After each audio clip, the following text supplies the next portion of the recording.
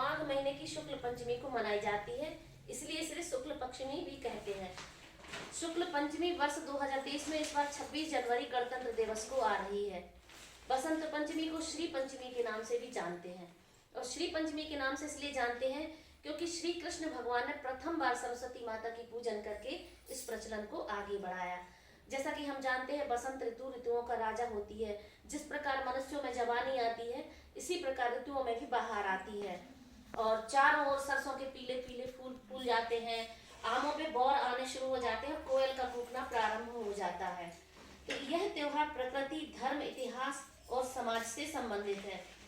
सबसे पहले हम धर्म का देखेंगे कि बसंत पंचमी के दिन माता सरस्वती का जन्म ब्रह्मा जी के कमंडल के जल से हुआ था। जब ब्रह्मा जी ने सृष्टि बनाई तो उन्होंने देखा कि चारों तरफ वस्तुएं तो बहुत सुंदर सुंदर है, लेकिन कोई भी आवाज नहीं, पूरी तरह से शांति है। तो उन्होंने सरस्वती माता की उत्पत्ति की, जो हमारी विद्या, बुद्धि और कला की देवी हैं। और इसके बाद श्री कृष्ण का तो मैंने बता दिया कि प्रथम बार इन्होंने ही पूजा की थी सरस्वती माता की, और इस दिन भगवान राम ने सबरी के झूठे बेरों का सेवन किया था और सबरी को अमर भक्त होने का वरदान दिया था। और स्वास्थ्य से संबंधित इसलिए है क्योंकि जब सर्दियां आती हैं, बहुत सर्दियों का प्रकोप रहता है, शरीर में कफ की अधिकता हो जाती है, तो प्रकृति का जो शीत का प्रकोप रहता है वो तो हमारे पीले पीले फूलों से दूर हो जाता है। लेकिन जिस दिन ऐसा है कि हम लोग पीले वस्त्र धारण किए, आप लोगों के यहाँ पीले भोजन का भोग भी लगता है। तो ये क्यों लगता है? हम पीले वस्त्र धारण करते हैं और पीला भोजन इसलिए करते हैं कि हमारे शरीर में जो कफ की अधिकता हो जाती है, तो उस कफ को काटने का काम ये करता है। तो इससे ये स्वास्थ्य से विशेष कर से संबंधित है। और जैसा कि हम जानते हैं कि बसंत ऋतु माघ महीने से प्रारंभ हो जाती है, तो माघ महीने में हमने देखा है मकर संक्रांति, पोंगल, बिहू, लोहड़ी, ये सब आते हैं। और क्यों आते हैं?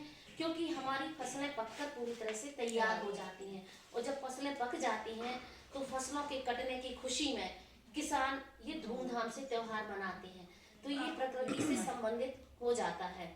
तो और सबसे बड़ी बात है कि इतिहास का शायद आप ना जानते हो कि इतिहास में आपको पता है कि मोहम्मद गौरी ने जब आक्रमण किया था हमारे देश पर, तो उस समय पृथ्वीराज चौहान राजा थे, उन्होंने 16 बार हराया था, लेकिन 17वीं बार में उन्होंने उनको कैदी कर लिया। अब कैद करने के बाद उनकी दोनों आंखों को फोड़ दिया गया था, उनको बंदी बना दिया गया।